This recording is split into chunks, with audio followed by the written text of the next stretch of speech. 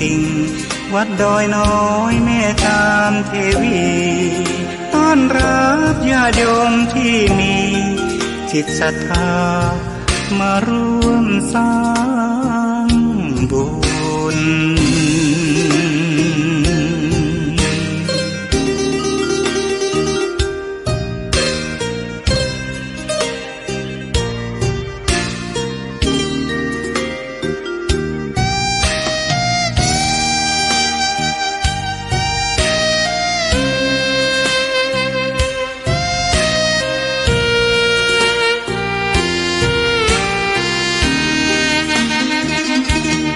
วัดดอยน้อยอยู่กลางยอดดอยโรยต่ออำเภอดอยละออกเขตติดต่อป่าสางลำพูนเดินทางปลอดภัยจากเชียงใหม่หรือสายลำพูนยินดีต้อนรับนักบุญมาร่วมสร้างทานบารมีตีสามตีสี่เปิดสถานีฟังตุลุงยองนักเทศเสียงทองชื่อเสียงดังก้องทั่วฟ้าธานีตัวจริงเสียงจริงวัดดอยน้อยแม่ตามเทวีต้อนรับญาติโยมที่มีจิตศรัทธามาร่วมสร้างบุญ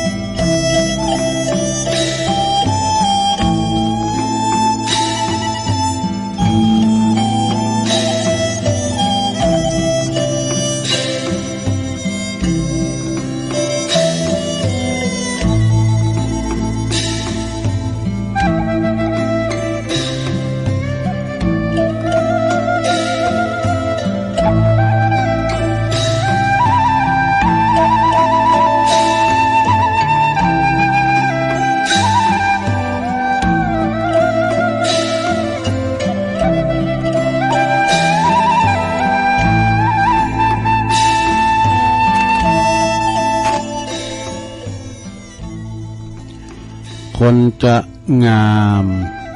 น้ำใจใช่ใบหน้าคนจะสวยจัญญาใช่ตาหวานคนจะแก่ความรู้ใช่อยู่นานคนจะรวยสินทานใช่บ้านโตตื่นเจ้าขึ้นมายิ้มแย้มแจ่มใสทุกโศกโลกภัยหายไปหมดสิ้นขอความนอบน้อมแด่พระรัตนตรัยอันมีพระพุทธพระธรรมพระสงฆ์เป็นสรณะที่พึ่งกราบแนบไต่ไหวสาถวายความเคารพมายังครูบาอาจารย์พระมหาเถรานุเถระตันเจ้าคณะพระสังฆาธิการพระภิกษุสามเณรเจ้าจุโตนจุองค์กุวัดวาอารามพร้อมตึงสำนักติภักสงฆ์โดยเจริญปอนมายังบรรดาปออกแม่ออกศรัทธาตันสาธุชนนักศีลนักบุญคนดีต่างหลายเนาะบ่ว่าจะปินปอหลงแม่หลงปอลุงแม่ป่าตั้งปีป่าหน้าเอาศรัทธาตินจ้องห้องวัดเถ่าแก่นมกำใจยิ่งต่างหลายตื่นจืนขึ้นมาแล้วก็หมุนคืนมาฟังรายการสัพเพเหระปะกินนกะขอนลุงไก่แจ้งรายการเสียงธรรมแสงทองสิ่งรับผิดชอบบริหารเวลา ดำเนินรายการโดยต้นตัวแห่งอาตมาภาพเก่ากระผมตุลุงหนันชัยวัดนาคเสโนแห่งวัดพระธาตุดอยน้อยตำบลดอยหล่ออำเภอดอยหล่อจังหวัดเชียงใหม่ก็มาพบมาปะกันในยามค่ำคืนดึกดื่นตีหนึ่งตีสองก็มานั่งนั่งจ้าเนาะกับปออกศรัทธาค้นคว้านะเอานาสาระนำเสนอฟังแก่งอมแก่เงากันไปเนอะข่าเวลาถึงเวลาให้มันแจ้งก็รายการตัวลุงนี่เป็นรายการแหลกที่มากันสดๆนะศรัทธาญาติโยมทั้งหลายได้มานั่งนั่งจ้ามาปะกันในวันพฤหัสบดีวันศุกร์แล้วก็วันเสาร์วันนี้ก็มาปะกันก็ตรงกับวันพฤหัสบดีที่4ของเดือนเมษายนแล้วศรัทธาญาติโยมพุทธศักราช2567เข้ามานี่แหละเมษาเข้ามา4วันนี้แล้วเด้อเดินนี่ก็เป็นเดินแห่งความร้อนนะร้อนกายแต่อย่าร้อนใจก็จงระมัดระวังเกี่ยวกับว่าฝนตกหัวปีมันจังมีลมมีบ่เฮ็บนะเนาะเดินเมษานี่ก็เป็นเดินแห่งความกตัญญูขึ้นเป็นว่าสงกรานต์ปีใหม่พี่น้องลูกหลานเอาไปเยการทำงานจะปิกบ้านปิกจองนะมาสงกรานต์ปีใหม่มาสะเก่าดำโหตาลโก้เข่าก้นน้ำเหมือนกับบรรพบุรุษบรรพชนที่เพิ่นได้ลงรับดับขันไปก็ดีเนาะนะก็จะเป็นวัฒนธรรมอันดีงามหดน้ำปีใหม่กันเขาวัดเขาว่าคุณใช้ใส่วัดเอกได้เอาไม้กำสลีไม้กำโพมากำเหมือนกับกำศาสนาของพระสัมมาสัมพุทธเจ้าเฮาเนาะ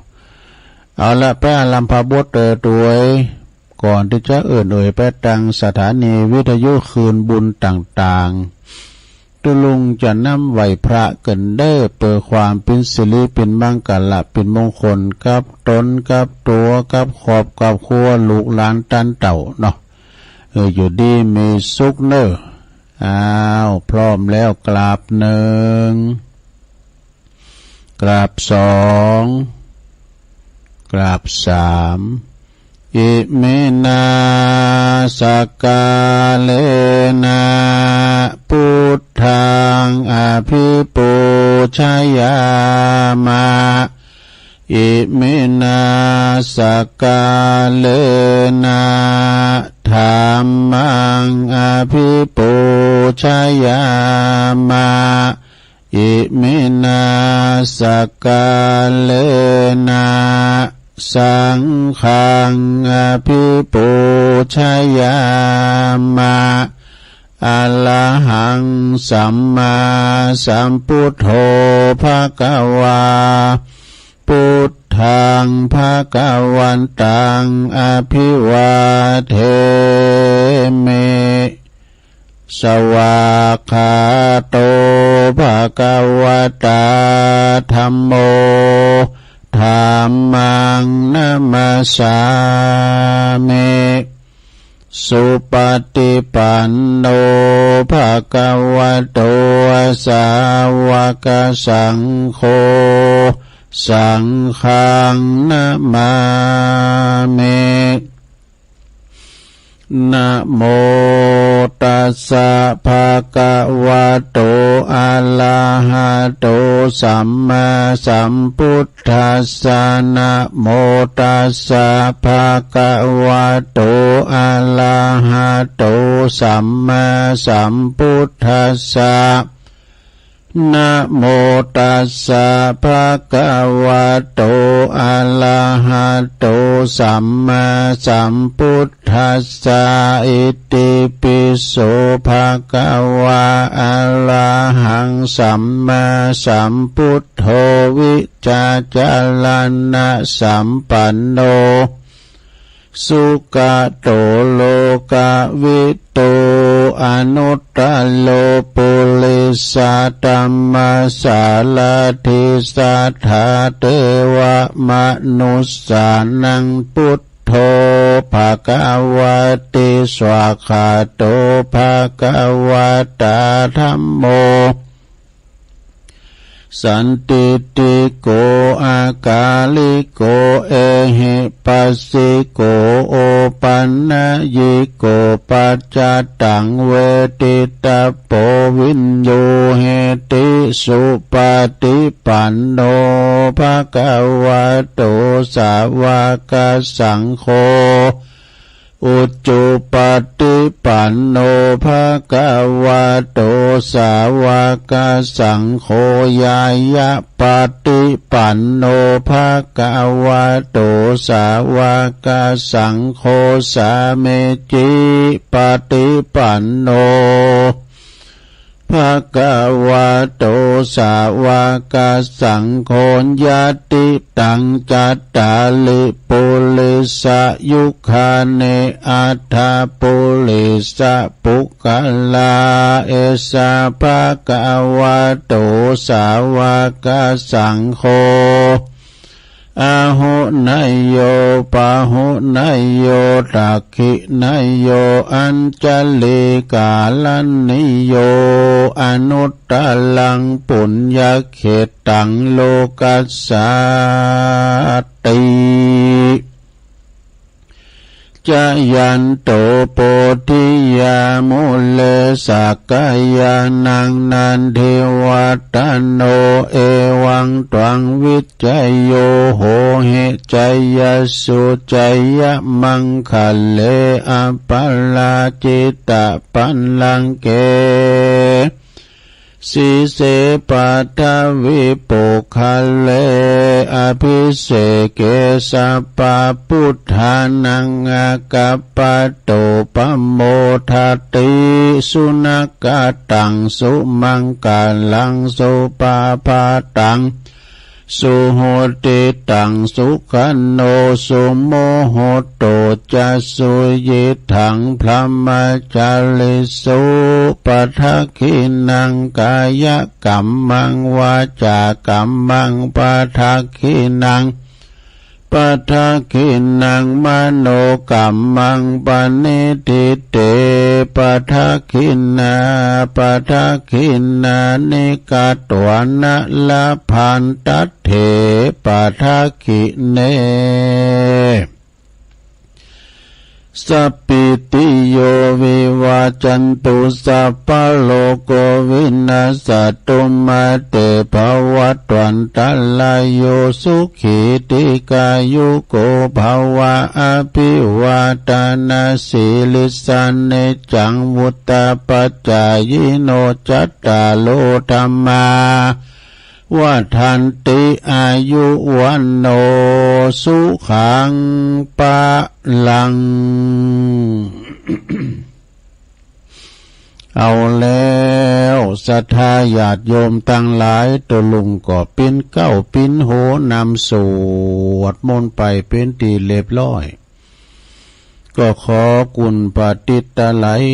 ลัตนะผ่านเพวตั้งพระเกี่ยวเจ้าสามประการจุงดลบันดาลมาปกป้องคุ้มครองรักษาวัดวาอารามโคงเกี่ยวตั้งสามรักษายังครูบาอาจารย์พระสงฆ์องค์สามบาเนนเจ้าอยู่กับวัดกับวาเขี้ยวคาปลอดภัยก็มีแต่ความสุขนำจิตนำใจศรัทธาญาติโยมโน้มน้าวมีความสามัคคะสามัคคีศีลธรรมกรรมฐานเตดน้ำเตดธรรมเมื่อศรัทธาญาติโยมนะได้มาเป็นเนื้อนาบุญหือศรัทธาได้มาสักการะบูชากราบไหวเนาะงอกงามไปบุญในพระศาสนาอยู่เย็นเป็นสุขกันเนอะสำหรับปอออกศรัทธาปอหลวงแม่หลวงก็ขอให้มีสุขภาพพลานามัยสมบูรณ์แข็งแรงหน้าแดงแสงเหอกินข้าวลำกินน้ำลงเน้อปิ้นลมโพลมใสของลูกของหลานและตุลุงก็ขอปิ้นกำลังจิตกำลังใจอีปออีเมที่เดินเหินไปไหนมาไหนบ้าใด ก็เอาวิทยุเนี่ยเป็นกูเป็นกีมไปนะลันถึงมีตึงวันนำทำคำสอนตุนหนึ่งจบก็ตุนหนึ่งขึ้นมาเมลายก็หลายตุนหลายองค์บางตุนก็เป็นแถวเจ้าคุณพระราชาคณะเป็นพระครูเป็นเจ้าคณะเป็นพระสังฆาธิการพระสังฆาธิการก็หมายความว่าเป็นเจ้าอาวาสมียศตำแหน่งเป็นถึงตุลงสมภารเจ้าวัดอีนะศรัทธาญาติโยมอย่างตุลุงนี่มีภาระหน้าที่ตำแหน่งอันยังเป็นพระลูกวัดนอสนองงานครูบาอาจารย์ก็เลยเพราะมีภาระหน้าที่อย่างหนักเนาะกวาดวัดกวาดว่ากะ อยู่เฝ้าวัดเฝ้าว่าไปฉะนั้นก็ตั้งปอบ้านแม่บ้านก็ดีจะขี่รถขี่ลาออกคุ้มออกโหเมสติก่อนสตาร์ทรถมันหนักมันหลายระวังตึงรถเปิ้นระวังตึงรถเฮายิ่งไก่ปีไก่เดินไหมรถจะหนักมาขอจะไปที่ไหนก็ตามไปกาดไปลีจ่ายเมื่อซื้อกินก็เดินทางแคล้วคลาดปลอดภัยทุกตารางกิโลเมตรของการเดินทางทั้งขาไปและขากลับเนาะเอาละตอนนี้ไปก็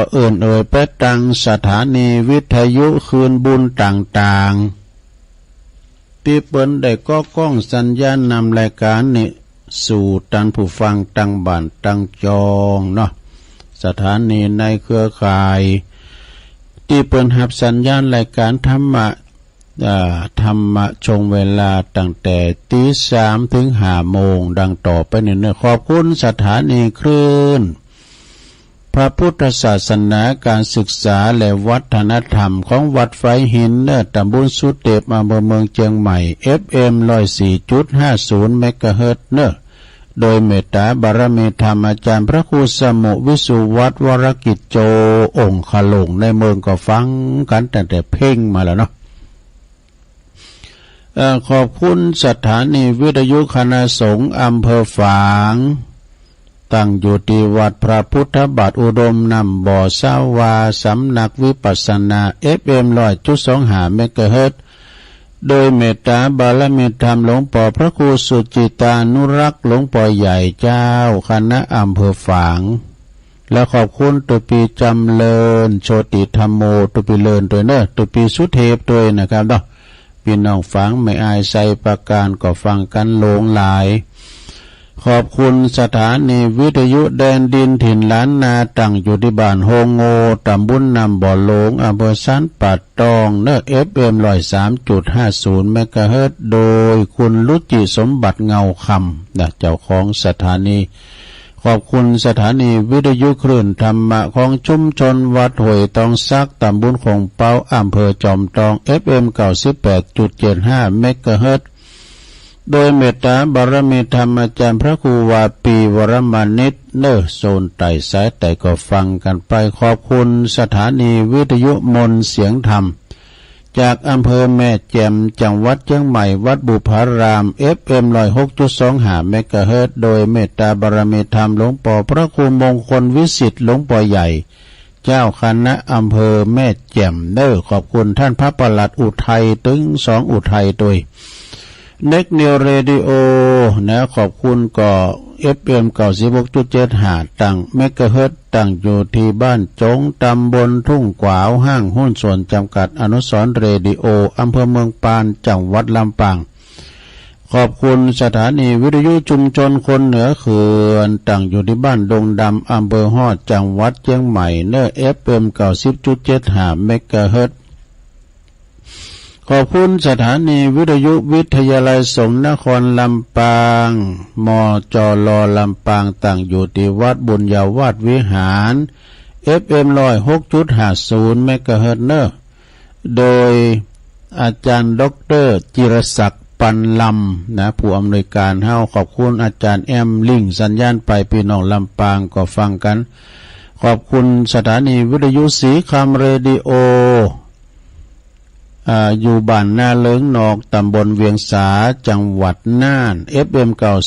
92.50 เมกะเฮิรตซ์อันนี้ก็เป็นรายชื่อรายนาม ของสถานีวิทยุคืนบุญต่างๆเนาะเปิ้นลิงสัญญาณขอบคุณเจ้าหน้าที่ดีเจนะที่เปิ้นได้ตื่นจูดขึ้นมาเนาะชมสัญญาณนำรายการในสู่ตันผู้ฟังตั้งบ้านตั้งยองฟังทุกอิริยาบถทั้งสี่จันนั่งนอนยืนเดินฟังทำการทำงานบัลลบตบแต่ไปเย็บพักทักร้อย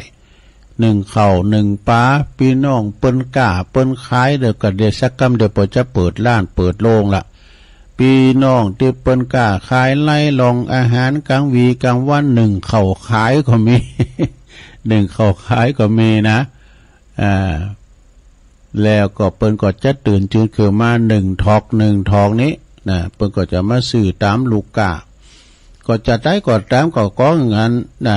กาแม่นขายมานเนาะทำการทำงานอะไรที่มันบ่าพิษก็ตัวบทกฎหมายก็ขอให้มีความการกุงลุงเริงเจริญไปอย่าเจ็บอย่าจนให้เป็นว่านะมาปักกันวันนี้ก็ศรัทธาญาติโยมวันศุกร์นะศุกร์เอาเราเสาร์เอาวันศุกร์ว่ะคุณเฒ่าวันพฤหัสบดีใครล่ำวันไปแล้วเนี่ยนะวันนี้มาพบกันเปิดบ่เป็นการเสียเวลาตัวลุงก็จะนำเสนอนะข้อคิดหรือว่าคำสอนในทางพระพุทธศาสนาที่เปิ้นได้เขียนไว้มาเล่าสู่จูศรัทธาได้ฟังกันศรัทธาเนาะชีวิตคือการศึกษานี่ชีวิตของเฮาน่ะคือการศึกษาเนี่ยมันจะว่าไปศึกษากาที่ห้องห่ำห้องเฮนห้องสี่เหลี่ยมศึกษาชีวิตน่ะอย่างปริญญาชีวิตเนี่ยมันจบมาหมดคือปัญญาประสบการณ์กับหลังต่างๆคือว่าเฮาประสบการณ์เคยทำมาก่อนเก่าเนาะว่าอันมันเป็นอย่างอี้อย่างนั้นนะซ้ำเตอก็มันก็แม่นยำเพราะว่าประสบการณ์เฮามี อันนี้ก็คือชีวิตคือการศึกษามนุษย์คุณเฮาเนี่ยบนบ่ว่าจะเกิดมาเป็นไผก็ตามจะเป็นลูกไผก็ตามนะต่างก็มีตุกด้วยกันทั้งนั้นเปิ้นว่านะมีตุกเหมือนกันหมดคุณตุกก็ตุกแบบคุณตุก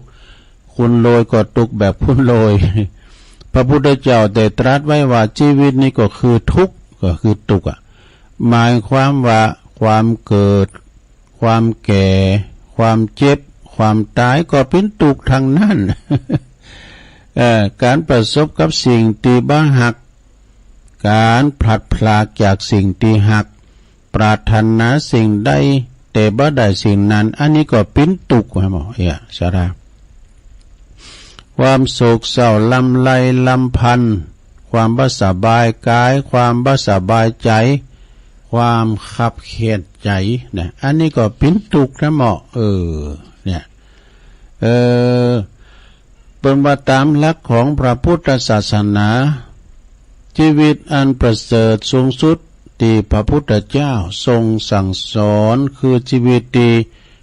เป็นไปเพื่อการศึกษาเพื่อให้เกิดปัญญาหู้แจ้งในอริยสัจสี่หรือความจริงอันประเสริฐสี่ประการมีหยังพองเนี่ยคือหนึ่งทุกข์เนี่ยทุกข์ถึงมาก่อนแต่นอสดาทุกข์สองเหตุที่ทำให้เกิดทุกข์ก็คือสมุทัยสามความดับทุกข์ก็คือนิโรธสี่ต่างปฏิบัติเพื่อความดับทุกข์ได้ก็คือมรรคอันมีองค์แปดเนาะและการศึกษาในพระพุทธศาสนามีเป้าหมายสำคัญเพื่อความดับทุกข์นั่นเองนะโดยการเจริญอริยสัจสี่อริยมรรคอันมีองค์แปดหรือว่าสรุปด้วยย่อก็คือไตรสิกขานี่ไตรสิกขาเนี่ยก็หมายถึงการศึกษาสามประการประกอบไปด้วยศีลสมาธิปัญญานี่สามอย่างนี่นะศรัทธาญาติโยม หนึ่งศีลคืออย่างศีลก็คือข้อปฏิบัติเปิดฝึกอบรมกายวาจาใจให้เรียบร้อยนะให้เรียบร้อยดีงามให้มีความประพฤติดีงามนั่นเองนะและก็สองสมาธินี่ก็คือ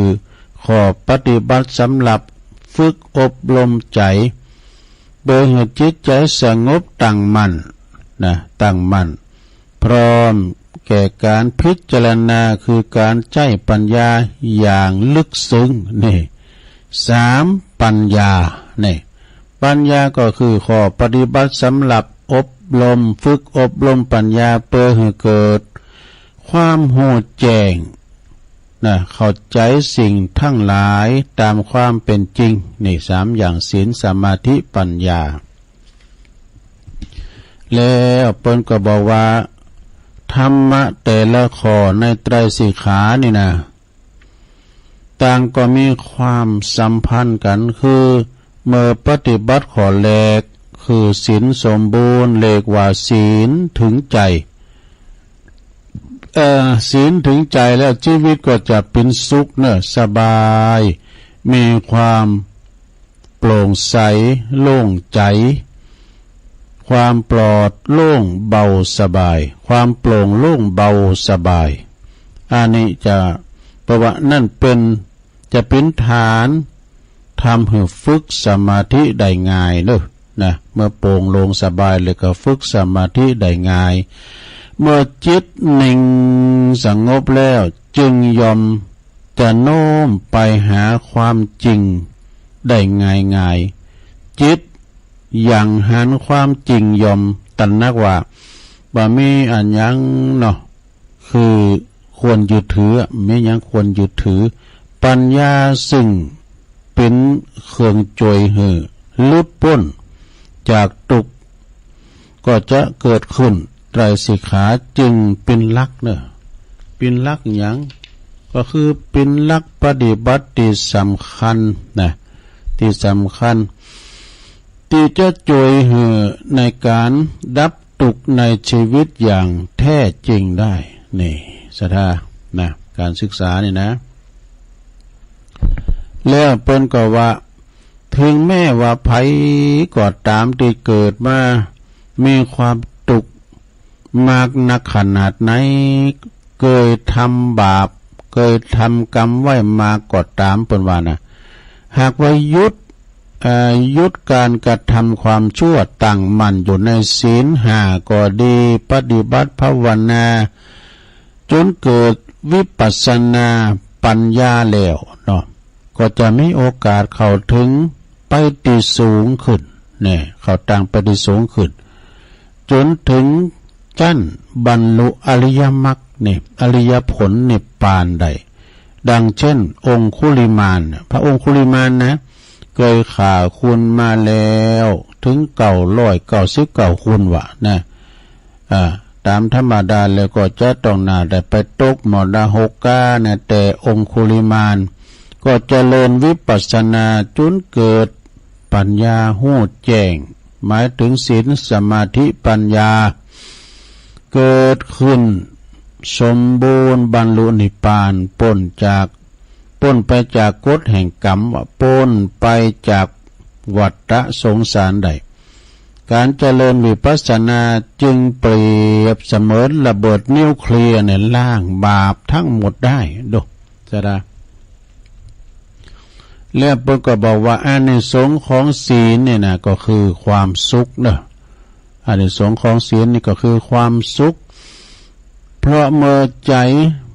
เป็นศีลถึงใจชีวิตบ่มีผิดบ่มีโทษภัยมีความสุขในเบื้องต้นอานิสงส์ของสมาธิคือความสุขมากยิ่งขึ้นอานิสงส์ของปัญญาก็คือความสุขซึ่งถึงสูงสุดนี่ดังบาลีธรรมเพิ่นกล่าวไว้ว่านัตถิสันติพลังสุขขังความสุขยิ่งกว่าความสงบบ่มีแถมแล้วนะเฮาอยู่ที่ไหนมีความสุขกายสบายใจบ่กึด บ่กึดหนักนะบ่จิตใจฟุ้งซ่านบ่กึดอยากได้อยากมีอยากเป็นโลภล้นพ้นประมาณเฮาอยู่ตามสงบตามอย่างนัตถิสันติปลังสุขังสุขอื่นยิ่งกว่าความสงบบ่มีแถมแล้วเพิ่นว่านะนิพพานังปรมังสุขังวัฏฏันติพุทธาพระพุทธเจ้าทั้งหลายตรัสว่าพระนิพพานคือความสุขสูงสุดนี่บทนี้จบไปคำหนึ่งก่อนนะสถาบทต่อไปวันพุธก็มาวาทำกรรมเนาะเอาบทอื่นกันต่อไปว่ากันไปเป็นบทไปสถาเนาะละครบ่จะมีเป็นตอนละครมีเป็นตอนหดติดอกติดใจเนาะสมัยแต่ก่อนมีละครวิทยุกามีละครโซกาอีนะละครเรื่องอย่างต่างๆมันก็จะมีคอยติดตามตอนต่อไปนะเนาะโซตะกอนก็โมนโซสมัยที่เปิดซอเป็นละครออกสถานีวิทยุเอาฟังก็ปาติดอกติดใจเปิ้นเป็นตอนไปเนาะก็ฟังกันไปแถมอย่างหนึ่งธรรมโอสถเต็มกำเนอะศรัทธาญาติโยมทั้งหลายธรรมโอสถ ธรรมโอสถในปินจะได้กิละดังได้สดับมาเนอะดังได้สดับมาเปิดก็ว่ามีปัจจัยคนหนึ่งเนอะมีใจหนุ่มคนหนึ่งเนอะคิดว่าพระพุทธศาสนาเนี่ยต้องมีดีอันยังสักอย่างแน่นอนกันบ่อย่างเนี่ยคุณเฒ่าคุณแก่ทั้งหลายเนี่ยคงบ่ไปทำบุญสุนทานกันใส่บาตรหยาดปกพระสงฆ์กันถึงวันทุกวันพระวันศีลหลอกนะ ใจหนุ่มคนนี้คิดไว้อย่างนั้น เมื่อคิดอย่างนั้นแล้วก็จึงอยากจะได้อย่างดีขึ้นมาจากพระพุทธศาสนาผ่องมันเป็นจะได้นะเขาก็เลยสมัครเข้าไปขอโบสถ์ ไปศึกษาหำเหนเป็นพระนะอยู่ในวัดแห่งหนึ่งเนอะ หลังจากโบสถ์แล้วเขาก็ตั้งอกตั้งใจศึกษาเล่าเรียนธรรมะ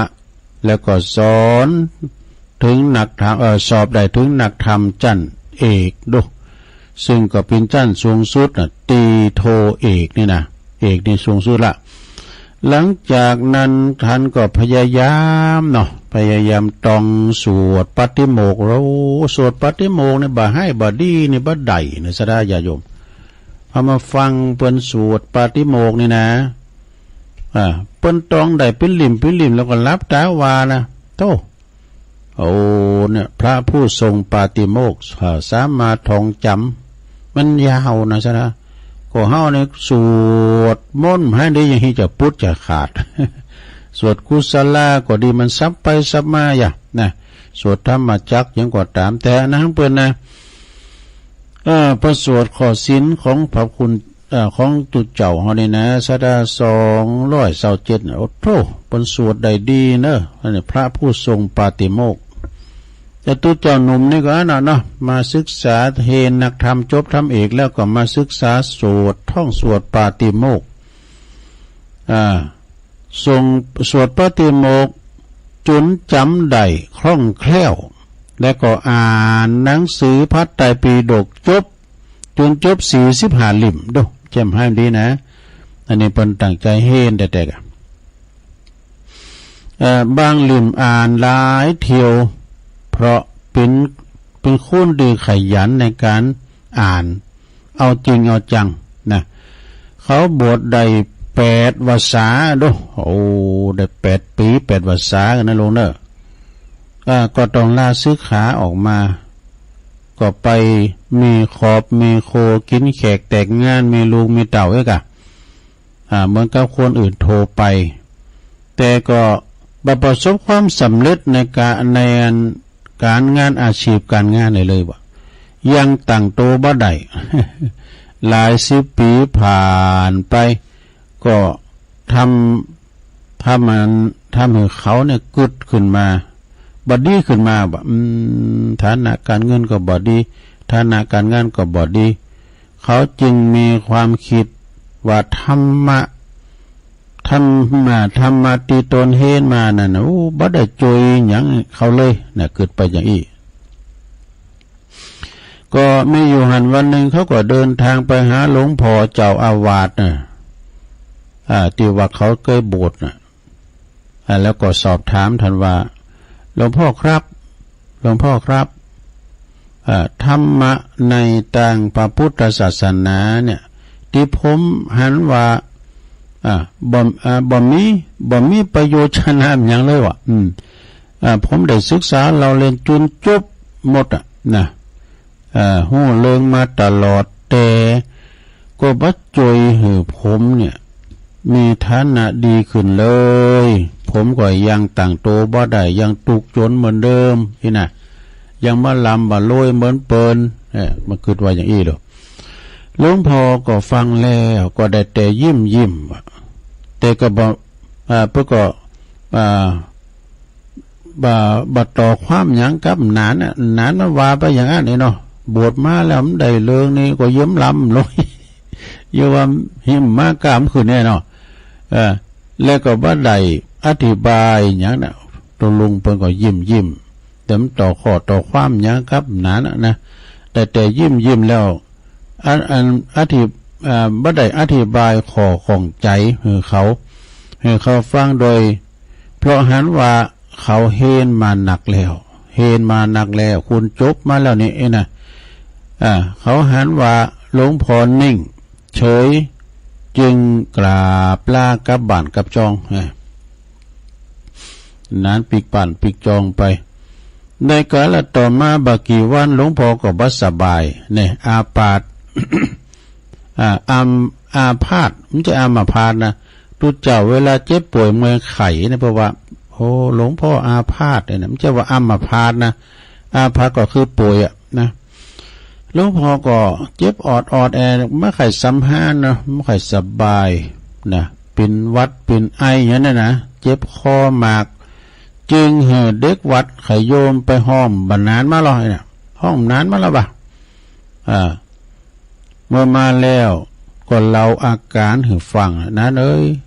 ตัวลุงเนี่ยว่าชื่อว่าไอและเจ็บคอให้บ่ไอ้เนาะ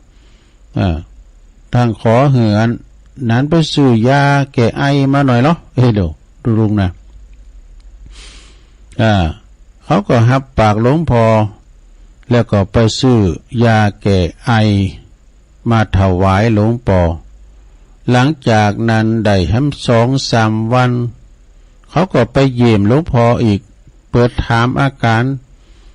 เป็นอย่างไรพองหลวงพ่อหายเจ็บคอหายไอพองแล้วกะหายพองแล้วหรือยังกะยังบ่หายเลยนะเลยยังบ่หายเลยยังไอโคคักอยู่นะแล้วดูเหมือนจะนักกว่าเก่าเสียโดยซ้ำดูยานี่หลวงพ่อตอบเสียงแหบพร้อมกับไอโคกแล้วก็เสริมว่าสงสัยนั้นซื้อยาพิษก้าเนาะสงสัยนั้นจะซื้อยาพิษมาก็จริงไม่ได้ผลนะมาเยี่ยมถูกโลกเขาก็จึงยิบขวดนั้นมาดูให้แน่ใจเริ่มนั้นก็ยิบขวดนั้นมาแยงพอมันก็คือยาแก้ไอฉลากยาก็บอกว่ายาแก้ไอยาแก้เจ็บคอยาแก้ขับเสมหะเนี่ยเขาจึงถามหลวงพ่อว่าหลวงพ่อบ่ได้อ่านฉลากยาหรือครับลูกก็อ่านนะกันนั้นอ่านจนหลายตัวอ่านจนหลายครั้งแล้วอ่านจนท่องจำได้เลยยาแก้ไอยาแก้เจ็บคอยาขับเสมหะนะนั้นนะแล้วทำไมหลวงพ่อจึงยังบ่หายล่ะครับนะก็ฉันบ่ได้กินมันเลยวันนั้นเพื่อว่ามันกินยานี่เนาะฉันแค่อ่านฉลากเท่านั้นเองอ่านอย่างเดียวแต่หลวงพ่อ บ่ได้ฉันนะหลวงพ่อก็ตอบอย่างน่าท่าเฉยนานก็กินยาเนี่ยมันไปหายเนาะนั้นก็เอาละแหละนั้นก็ว่าหลวงพ่อต้องฉันยากเขาก็อารมณ์ฉุนกับหลวงพ่อก็ต่างอกต่างใจไปซื้อยาดีมาหือนะเลยว่าหลวงพ่อไปว่าโอ้โถหลวงพ่อไอ้ดอกยานี่แค่อ่านฉลากอย่างเดียวแต่บ่ได้ฉันบ่ได้กินยามันจะหักษาหายอย่างใดกันเล่าหลวงพ่อก็ไอ้ดอกแล้วก็หลวงพ่อก็จริงของเองบ่หนาน่ะจริงของหนาน่ะจริงของหนาน่ะไหนส่งยามาให้ใจหน่อยสิเนี่ยหลวงพ่อก็ตอบว่าแล้วก็บิดโขดยาเดี๋ยวจิบเข้าไปกินไปยกขึ้นมาจิบกินนิดนึงแล้วก็ว่านานเลยฟังนี่เนอะนานเลยธรรมะของพระพุทธเจ้าก็เหมือนกับยาแก้ไอโขดนี่แหละมันไม่เหมือนกันอย่างใดตัวลุงนี่เนาะไอ้ทิศอ่านแต่ธรรมะที่อยู่ในตำรับตำราในพระไตรปิฎกแต่ก็บ่ได้เอาไปพระพุทธปฏิบัติต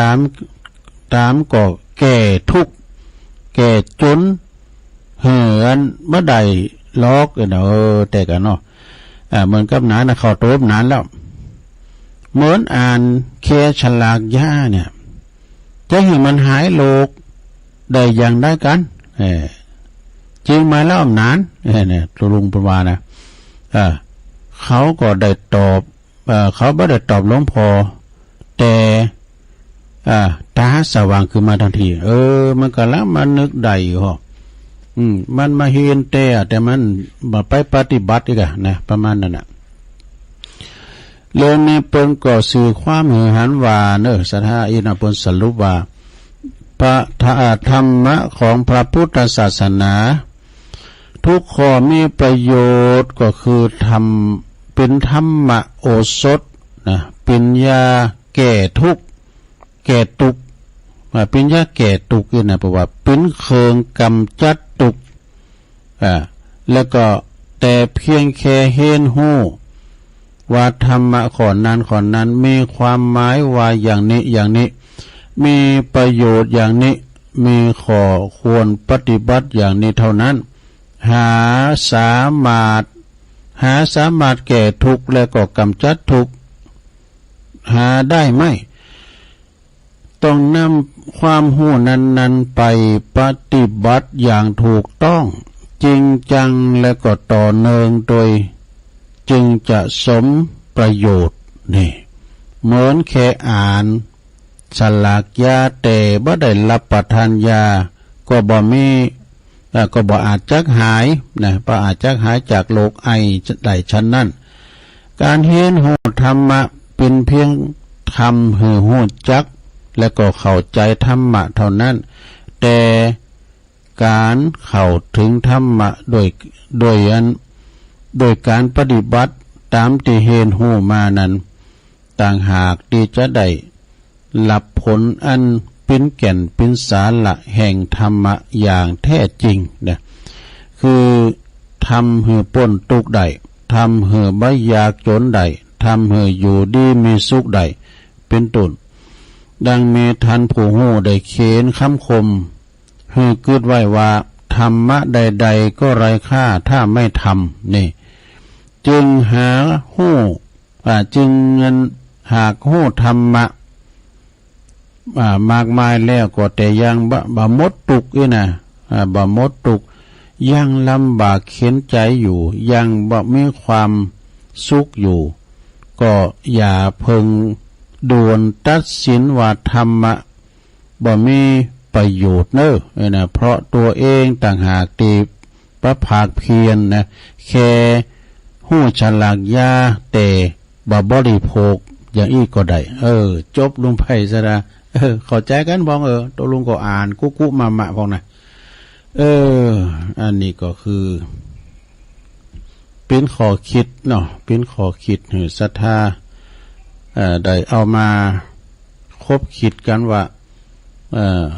ธรรมะใดๆก็อย่างสวดมนต์นี่กะมนต์อะไรที่ไม่ท่องบนก็คือมนต์ทินสวดมนต์นี่เขาก็ต้องมีอานิสงส์เหมือนกันดูศรัทธามีอานิสงส์ในการสวดมนต์การปฏิบัติอย่างว่าค้าขายก็ตามต้องมีการลงทุนนี่นะเนาะมีการลงทุนบางทีมันก็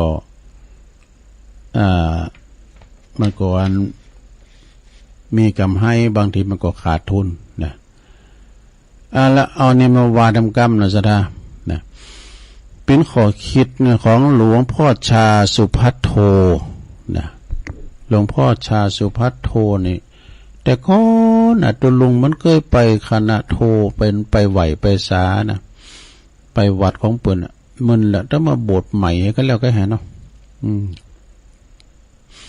วันหนึ่งคณะปลีกวิเวกในป่าช้าเนี่ยก่อนนี่เปิ้นอยู่ป่าเหี่ยวป่าช้าเปิ้นไปปลีกวิเวกแต่นะเปิ้นเข้ากรรมก่อนเนี่ยเปิ้นจะมีไฟฟ้าตามกระเด็นเม้งไปเปิ้นไปพิจารณาอสุภะนะไปพิจารณามรณสตินึกถึงความตายอันจะมาหาโตเก่านะไปโปรดดวงวิญญาณล่องลอยต่างๆนะคือพ้นจากทุกข์แล้วเจ้าบ้านเปิ้นหามศพมาไก่มากดมาไก่ทันไก่กดของทันความโกติอัดแน่นทำให้ลืมบริกรรมพุทโธพุทโธแต่ขณะนั้นเองก็เกิดคำถามในใจว่ากูมหยังเนี่ยเฮากูมหยังกูตายอีนั่นนะความตายมันอยู่ที่ไหนอยู่กับตัวเฮาเองเนี่ยแล้วก็จะหนีไปไหนป้นล่ะจะวิ่งหนีก็ตายจะนั่งก็ตายเพราะมันอยู่กับตัวเฮาเนี่ยโกหรือบักโกเฮาก็ตายเหมือนกันหนีบ่ได้หรอกนี่อันนี้เป็นคติธรรมคำคมของหลวงพ่อชาเนสุภัทโทนะเอามาเล่าสู่จุกันฟังมีธรรมบทหนึ่ง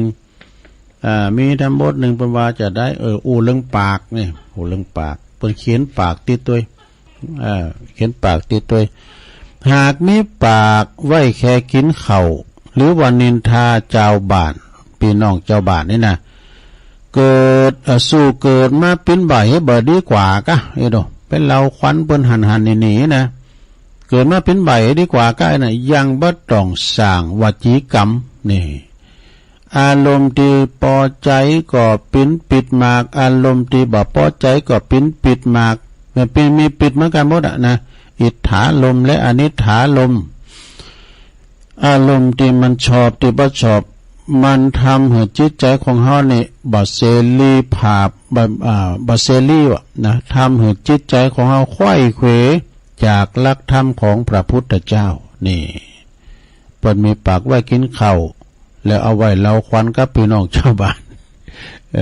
การเล่าขวัญนี่มันได้มีหมดนะกรรมบะเก่ากรรมโบราณประวัติเล่าขวัญ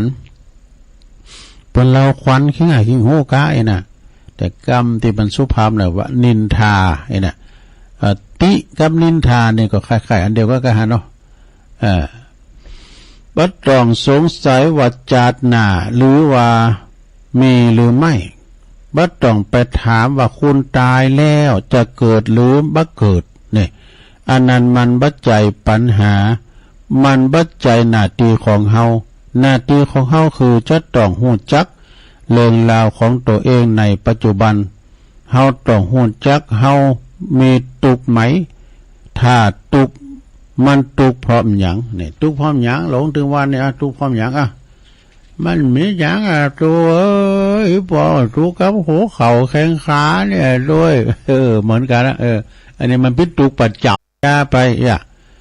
เล่มเดียวนี้มันต้องบรรยากาศสังเนี่ยบุตรตะลูกเนี่ยก็ฝาเนี่ยเนาะตะลูกมาแต่ละตัวเนี่ยนะสาธาเนี่ยเป็นถึงว่าเนาะยามหนุ่มในปะกันที่โฮงเหล่ายามเมื่อแก่เมื่อเฒ่าปะกันที่โฮงยาวันนี้จะไปทำแล้วหมอนนัดตัวหมอนนัดทำแล้ววันที่4 เมษายนเนี่ย8 โมงเนี่ยถึง15 นาฬิกาอีก จะได้ไปพอดีวางพอดีวันนี้ไปนัดหมอหมอนัดได้ก่อนก็เยอะซะท่าเนาะอยู่กับยุคกับยาอยู่เหมือนกันนะความดันเนี่ยเบาหวานได้มีมเก่าความดันไขมันอย่างเนี้ยนะเปิ้นก็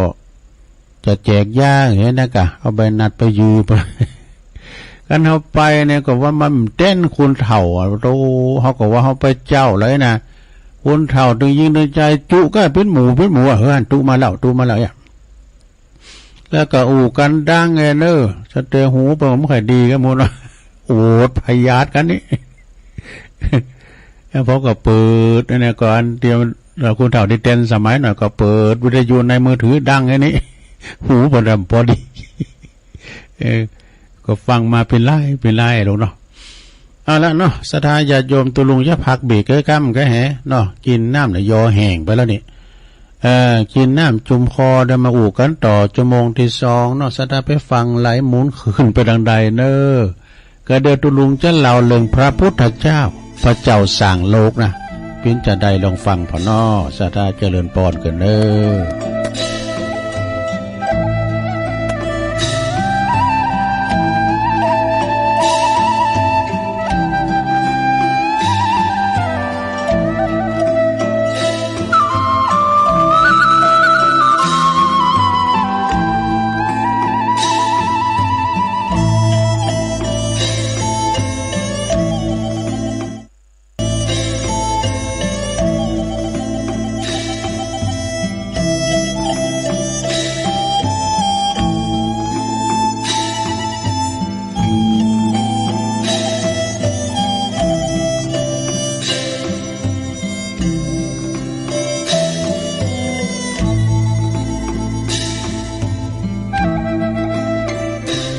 เอาแล้วศรัทธาญาติโยมทั้งหลา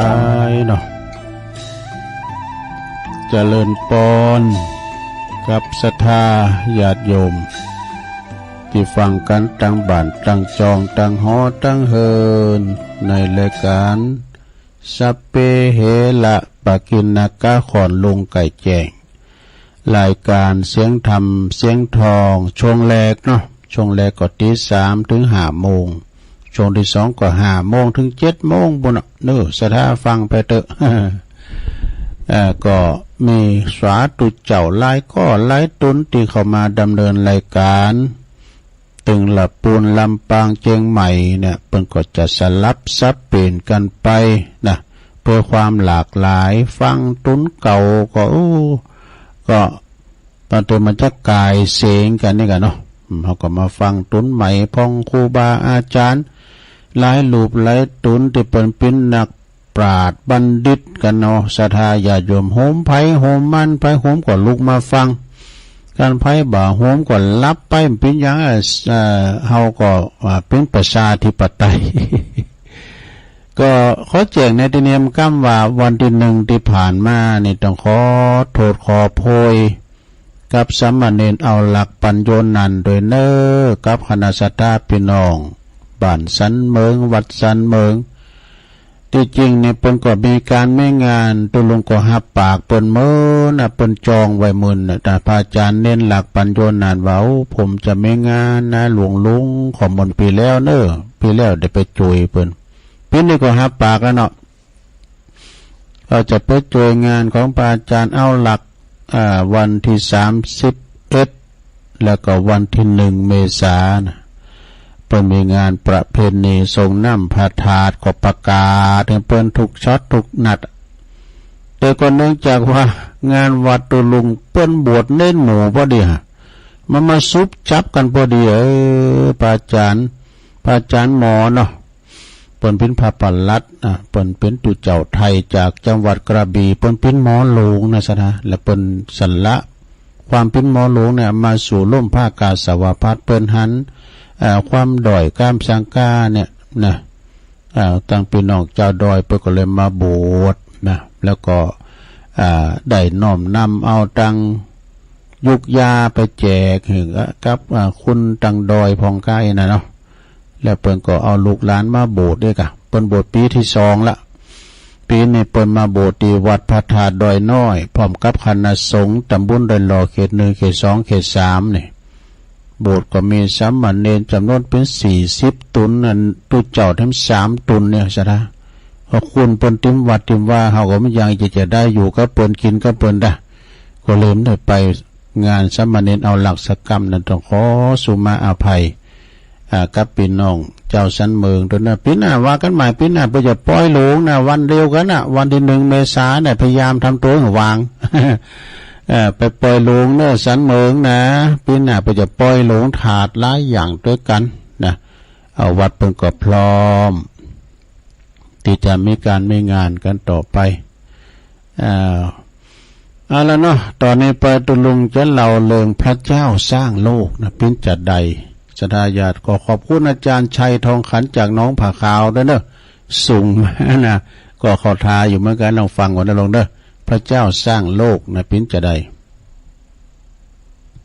อันนี้มันแต่หึงอ่ะแต่หึงก็คือว่าเมื่อนานมาแล้วลงเอ้ยนะสมัยพระเจ้าสร้างโลกเนี่ยนี่นะมันเป็นจัดใดก็ลองฟังพอนะเมื่อว่าพระเจ้าเปิ้นมาสร้างโลกนะก็หันว่าโลกเนี่ยมันวางหนักลำไปมีเก้าไม้เก้าตอกมีภูเขาดอยหินผาอย่างต่างๆมีหมดแล้วแต่ก็ยังขาดนะก็จึงสร้างมนุษย์ขึ้นมาสร้างคุณขึ้นมามนุษย์บ่ฮู้โตว่าเป็นหยังนะคุณเฮาเนี่ยเปิ้นแปลงมาแล้วพระเจ้าเปิ้นแปลงมาแล้วฮู้ว่าเป็นหยังน่ะเป็นคุณมาแล้วเป็นหยังพระเจ้าก็บอกว่าแกน่ะเป็นคุณเจ้าน่ะเป็นคุณแล้วก็เป็นคุณแล้วต้องทำประโยชน์ให้กับสังคมนะเพราะใจว่าเป็นอย่างอื่นนะเป็นนักขีดนักเขียนเป็นนักหนังสือพิมพ์ไปเขียนด่าว่าโคเปิ้นโดยบ่เลิกด่าอันบ่เอาคือเป็นคุณดีหน่อยนะบ่ต้องไปโอดหู้โอดวิเศษหยังคุณเดียวอยู่ในโลกเนี่ยนะคุณก็ถามพระเจ้าว่าแล้วจะให้ขามอนไทยขามอนน้อยเนี่ยมีอายุเท่าใดพระเจ้าก็บอกว่าอยู่มื้นไปมาก็เคสังขารเอาให้30 ปีก็เอาแล้วนะปวดโท30 ปีก็ตกลงโอเคนะอยู่ต่อมาพระเจ้าเปิ้นก็ว่ามีหยังใจงานเนี่ยคุณก็เลยแปลงโง่สร้างโง่มาแถมตัวสร้างโง่ขึ้นมาก็มีหน้าที่รับใจงานของคุณของมนุษย์นะเป็นประโยชน์ต่างๆลากล่อลากเกวียนไถหน้าก็ได้โง่นี่นะหือจอยเลอคุณอยู่กับโลกมนุษย์ใบนี้นะโง่ก็ถามว่าได้รับใจคุณมาเนี่ยนะแล้วก็อันจะหือขามอนไทยเนี่ยอายุสักเท่าใดนะก็เหมือนกันนะ30 ปีนะก็โง่ก็เท่าเดียวกับมนุษย์นะเนาะอายุ30 ปีเหมือนกันนะเนาะอยู่มื้นไปก็เขสังขารเนาะมันจะมื้นลำไปโง่ก็ว่าขามอนน้อยจะอยู่มื้นลำไปอันไหวก็แฮขามอนน้อยขออายุให้สัก10 ปีก็เอาไปว่าขอให้10 ปีนี่ก็พอแล้วเนาะพระพุทธเจ้ามาพิลิพิไลลำพันว่าข้าบาทไทยขอเตออันเศษของโง่น่ะ20 ปีน่ะเนี่ยพระเจ้าก็ใจอ่อนจะมาด้วยใดก็เอาไปน่ะโลมเป็น40 ปีแล้วแน่โลมอายุเก่า40 ปีแล้วก็เสร็จแล้วโง่ก็เสร็จเลยโง่แล้วก็พระเจ้าก็เลยมาสั่งสุนัขสั่งม้าทำแล้วมาแปลงม้าขึ้นในโลกทำแล้วก็มาจอยนอนเฝ้าบ้านเฝ้าจองมาเห่ามาหอนเป็นรับใจเป็นตีรับใจของคุณนะจะไปนอนนักลำไปเนาะหมาเนาะลูกพอพองนะสุนัขก็ถามว่าข้ากำหม่อมเฝ้าบ้านเฝ้าจองจะเฝ้าไปกี่ปีก็30 ปีนะกะแต่ว่าสุนัขนี่ก็ขอลดลอนมาขอเอา10 ปีก็เอาเนาะนะฝ่ายมนุษย์ก็พิไล ก็มาขอเศษเหลือของอันสุนัขพระเจ้าก็ใจอ่อนก็ปล่อยมาไปเอาไป20 ปีเป็น70 ปีแล้วกับนี่นะอายุคุณ70 ปีแล้วต่อไปก็ยังปอเตอ พระพุทธเจ้าพระเจ้าสร้างโลกก็โกว่าคุณในโลกเขาเนี่ยมันจะงอม จะงอมจะเงาเลยสั่ง สั่งลิงมาสั่งอีบอกสั่งลิงมาเอาไว้แหกหูแหกตาเอาไว้คุณโหเลาะ ลิงมันพิโตตลกอย่าเนาะละครลิงกันลิงนี่ปั่นรถถีบได้นะนี่โดยว่าถ้าคืนบ่าโหเลาะบ่ไข่โหยนะคุณก็จะบ่ากันนะทั้งโลกนะก็จะเขตกันก็เลยจึงสร้างลิงขึ้นมาโผกหนึ่งนะลิงก็ถามสร้างกำมอมขึ้นมาทำไมพระเจ้าก็ตอบว่าโอ้มาทำ ลิงนะ เดี๋ยวกันนะสุมาในลงเนี่ยลิงนะลิงประเภท หลอกคนโหเลาะไข่โหยกะนะแล้วก็ประทานชีวิตลิงจำนวนถึง30 ปีนะลิงก็หันว่ามันหนักลำไปก็ขอลดเพียง10 ปีพระเจ้าก็มันเป็นอย่างแต่คุณก็เป็นคุณขี่โลป่ะเนาะก็มาขอตีเหลือของลิงทำ20 ปีโลมเบ็ดเสร็จแล้วโลมเบ็ดเสร็จแล้วคุณอายุ90 ปีลงดูโอ้ขอตัวลงถึง90 ปีเตอเนาะ ถึง90 ปีแล้วทีนี้อายุของคุณเฮานี่30 ปีเนี่ยสระ30 ปีเนี่ยเปิ้นก็เปรียบเทียบนะ30 ปีแหลกนี่เป็นคุณที่ว่าเป็นตัวของตัวเองโดยเฉพาะก็บ่ลำบากอย่างสักใดก็อาศัยเนาะอาศัยคุณที่ว่าอาศัยคุณอยากได้บ่ฮู้จบก็คือหมายความว่าตั้งแต่อายุ30-40ในการเมืองฟ้าผ่าเหมือนโง่เหมือนควายลากแอกลากไถลากล่อนี่เหมือนทำงานเหมือนกับวัวนะคือว่าเศษอายุของโง่นะต่อมาก็เข้าสู่เขตอายุของสุนัข ของหมานะสุมาเด้อก็นอนบัดลับนั่นแหละกาสายกาซับทำแล้วหมาเนี่ยมันจะหุ่นนอนหุ่นลับนะมันนอนเฝ้าบ้านเฝ้าตู้เฝ้าหัวขึ้นใดเฝ้าหัวขึ้นใดฮะการมีหยังพิษแปลกหน่อยมันก็เห่านะคุณเห่าเมื่อเฒ่ามานี่มันใจมันบัดลับตามันนี่ลับเด้เนาะไผไปไผมารถเครื่องไผมาไปหูหมดไผตื่นไผจืนขึ้นมาไผกังไผหยังหูหมดคุณเฒ่านี่นะมันจะเหมือนนอนคนเดียวดูมันกับสุนัขเนาะมันมาหูลับบ่หูนอนสุนัขะนี่นะมันจะตื่นโตอยู่ตลอดเวลาเนอะนะอันนี้เศษของอายุของสุนัขเนาะต่อไปก็เศษอายุของลิงกันเนาะเศษอายุของลิงโอ้มาถึงอันอายุของลิงเนี่ยมันปุ่นระดับ60-70แล้วนะก็เป็นละครแบบแสดงเป็นละครปั๊มเป๋อนะตามภาษาคุณเฒ่าคุณแก่หือลูกหือหลานพอเขาพอแล้วคุณเฒ่านี่นะเขาพอคุณเฒ่าเดินละลงกันนังของเยาะของยองนั่นนะแล้วก็เอาหัวเข่าล่ำกลางเอามือต่ำมันเหมือนขนาดแหละตุลุงสังเกตตุลุงลองก่อนแล้วเนี่ยตุลุงเหมือนขนาด เหมือนลิงนะจุมาเนี่ยอันนังหัวเข่าล่ำกลางนี่นะเนี่ยประวัติจนกระทั่งว่าพระเจ้าจนกระทั่งพระเจ้าเอาโตไปเนี่ยเวลาเสี่ยงอายุแล้วก็พระเจ้าเอาโตไปแถมนะเอาไปเมืองพวกกับเมืองสวรรค์ นะอันนี้เปิ้นสรุปว่าพระพุทธเจ้าเปิ้นก็มีเครื่องมือทำมือคุณเฮาเนี่ยเป็นตัวของตัวเองเครื่องมือ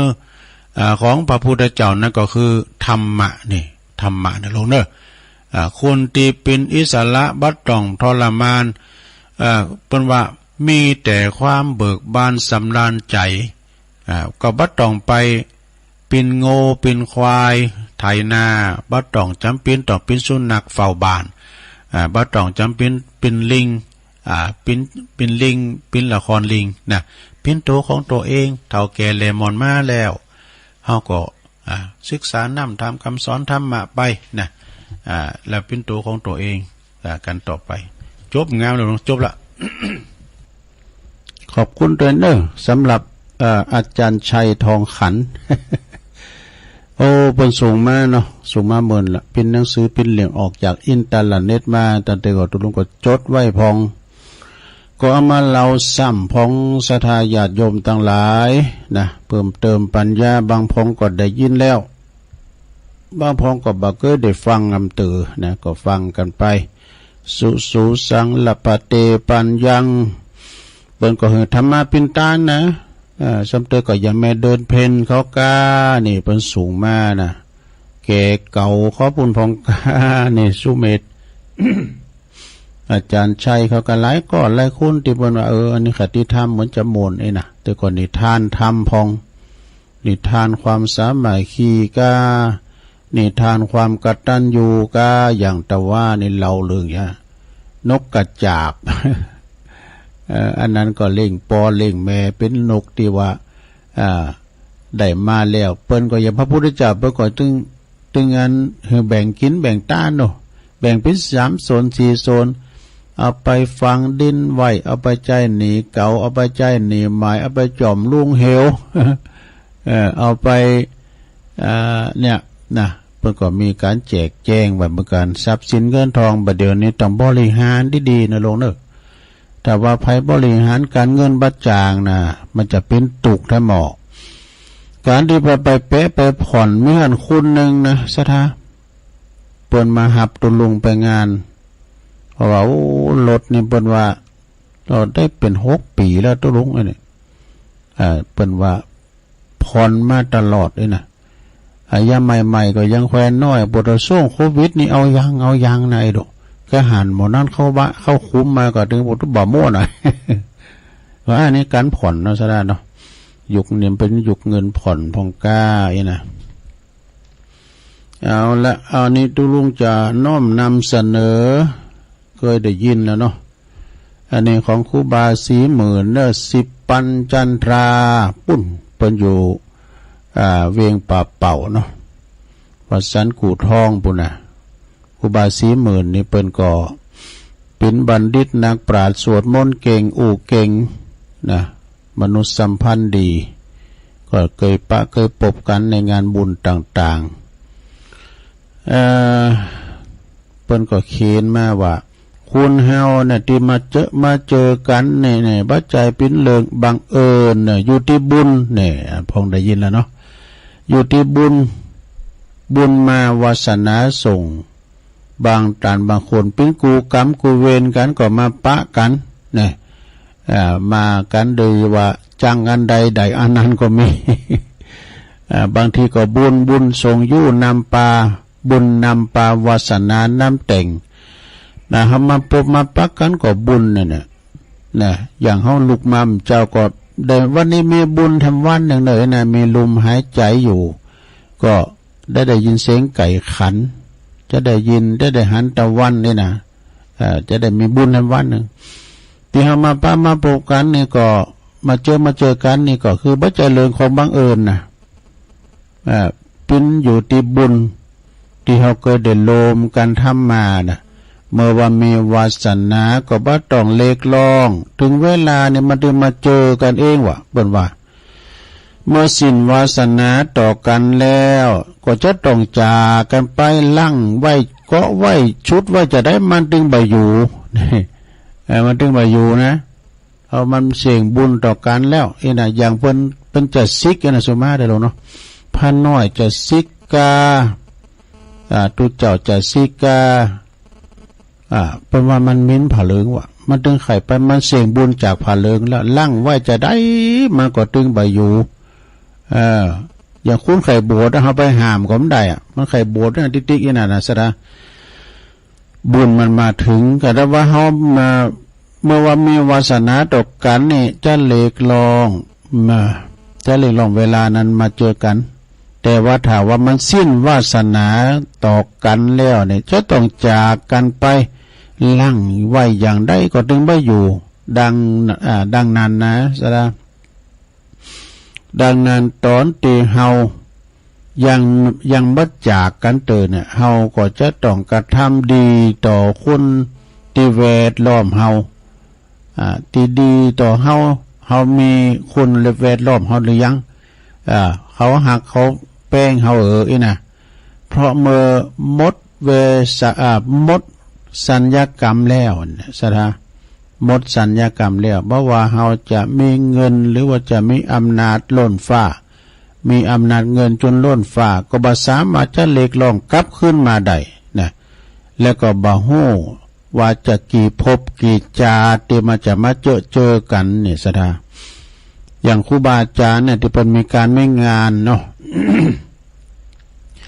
งานสด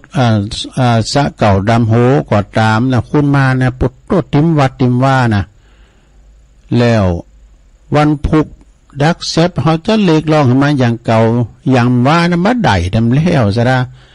มันเป็นอดีตไปแล้วเฮ้ยนะจะเล็กลองมันคืนมามันได้ก็ปีหน้าบุญกะนะว่าโอ้วันนี้ยังมาเงียบเงาแล้วแล้วเป็นเก็บโตเก็บเท่นหมดแต่ว่านี่โมนเนี่ยคุณอยู่วัดกันบุดนี่นะตูนก็มานั่งเกิดมันก็สำเตอนะมีการไม่งานที่วัดตุเจ้าพระเนรก็โมนตอนที่เป็นมีงานวัดมันโมนคุณมาลงมาลายนะตกวันผูกเนี่ยดักเสียบไปนะคุณว่านี่เป็นไปในมดก็เป็นไปอยู่ตัวไปก็ไปสวาหากินนะวันนี้ นี่นะถ้าเล็กลองขึ้นมาอย่างว่าก็มันได้ทำแล้วซะนะ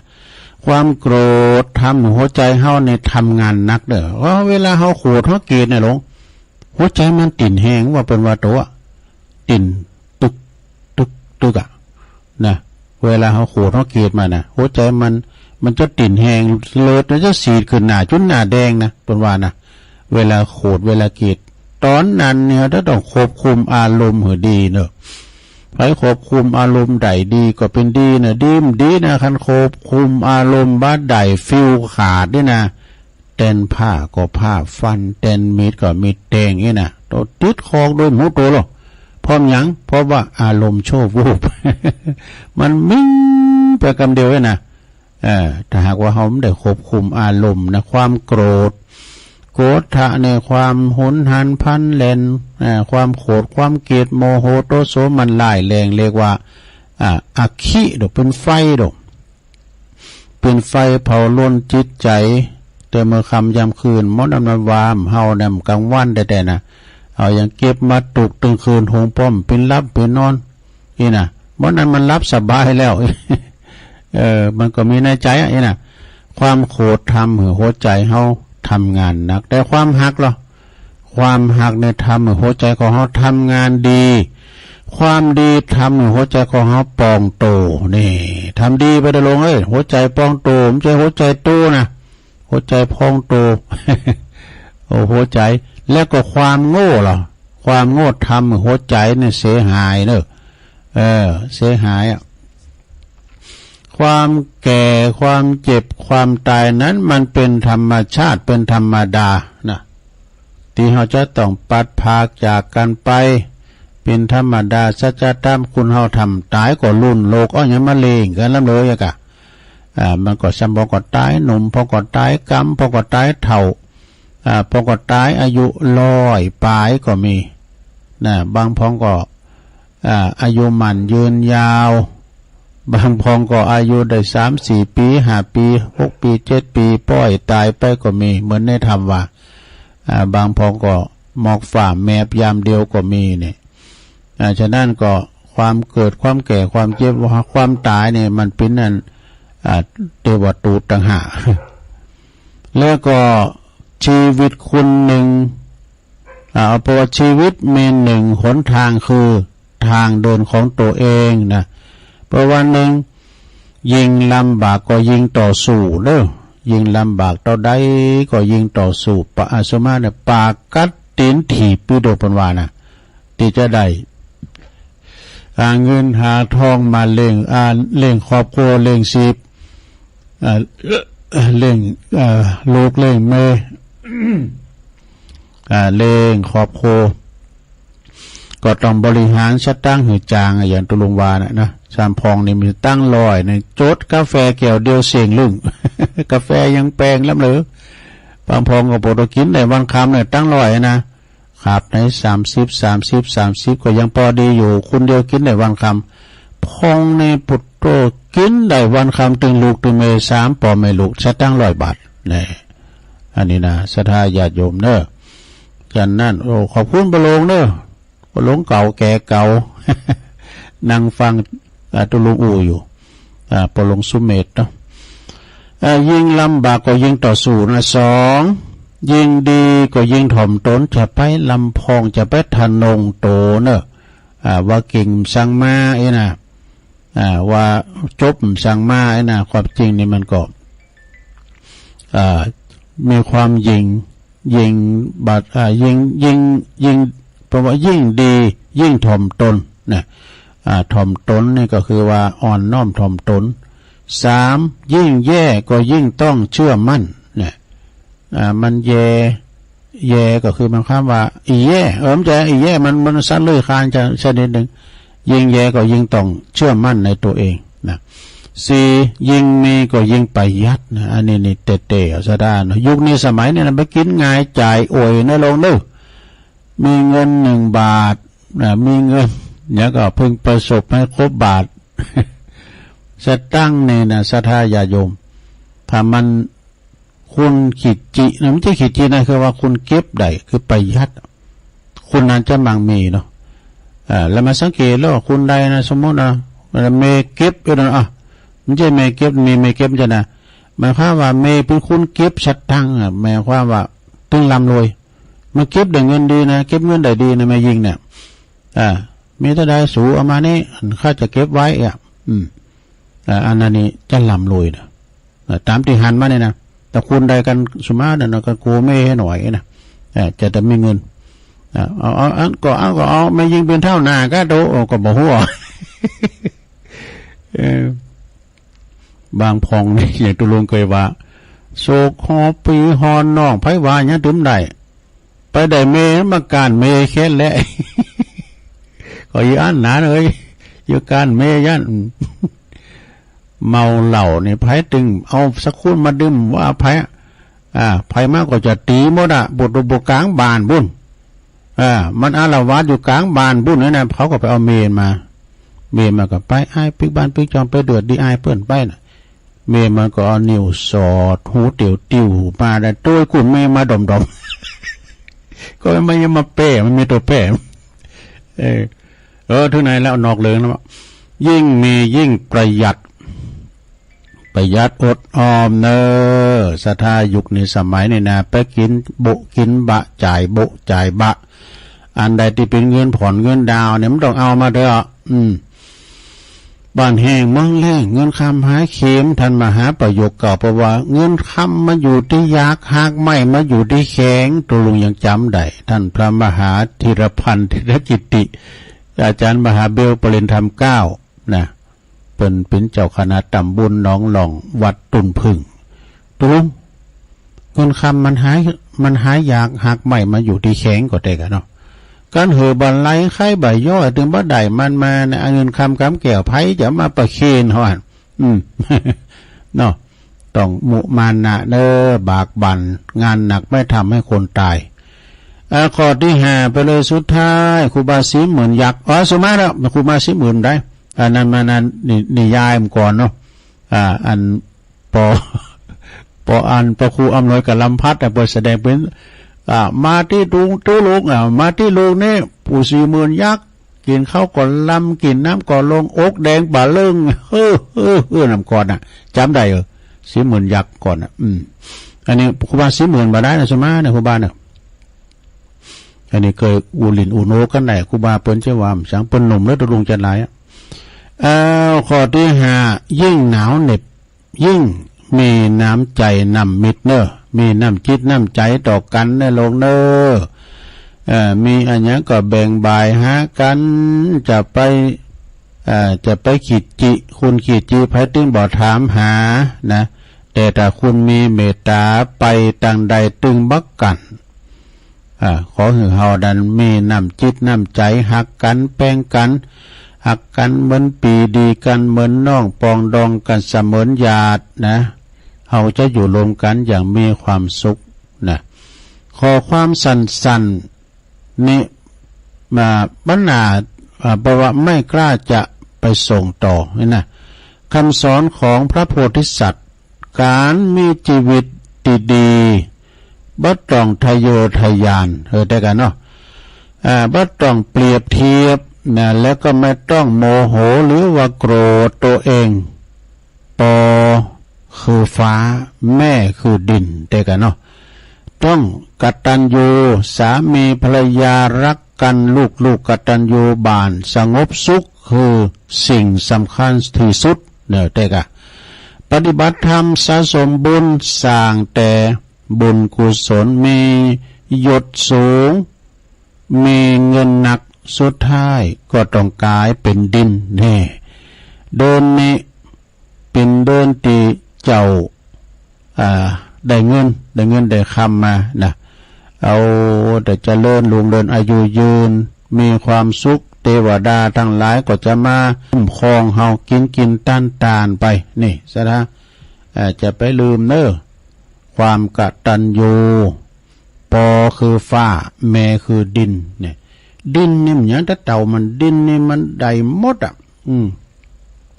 ไผจะแปลงหอแปลงเฮินแปลงตึกแปลงลำแผ่นดินหับได้หมดอ่ะนะแผ่นดินหับได้หมดอ่ะแม่แต่ว่าสุมาเนาะเอาจะถ่ายอาจมจะขี่จะเยียวนะก็ลุ่งแผ่นดินหมดอ่ะแผ่นดินก็คือเมน้ำนักเป็นจะได้นะดินเนี่ยมันนักดอกพื้นแผ่นดินพระสุธาเนี่ยนะปอเนี่ยเป็นฟ้าฟ้านี่กว้างใหญ่ไพศาลกว้างขนาดไหนเฮาหมู่